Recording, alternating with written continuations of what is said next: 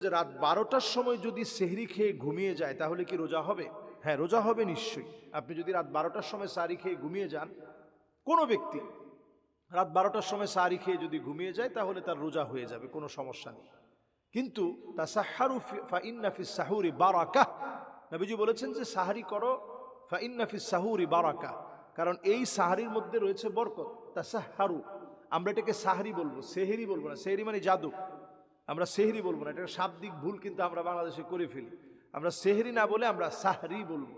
তাহলে সাহরির সময় আমরা রাত 12টায় না, সাহরির সময়টা হচ্ছে নির্দিষ্ট সময় আছে, একেবারে আপনি সেই সময়টাতে আপনি ঘুম থেকে উঠবেন, হুজুদের সময়, তাহাজ্জুদের সময় ঘুম থেকে উঠবেন, এই সময়ে উঠে আপনি একটু আল্লাহকে ডাকবেন, মাসনা মাসনা মাসনা মাসনা, দুরাকাত দুরাকাত করে আপনি একটু পড়লেন, পড়ার পর এরপরে আপনি আল্লাহর উপরে ভরসা করে আপনি সাহারি করবেন। সামান্য কিছু, আপনার এমন দরকার নেই যে আপনি অনেক বেশি খাবেন, সামান্য কিছু আপনি খেলেন। এরপরে অনেকের ঔষধপত্র খাওয়ার একটা বিষয় থাকে, আপনি ওই সময় মেনটেন করে আপনি খেয়ে নিলেন। এজন্য আমরা সাহারিটা খাবো। এই সাহারিটা হচ্ছে বরকতের খাবার, বেশি খাবার না, বরকতের। সামান্য কিছু এক ডোক পানীয় যদি সাহারির নিয়ত করে খান তাহলে সাহারি খাওয়া হয়ে গেল।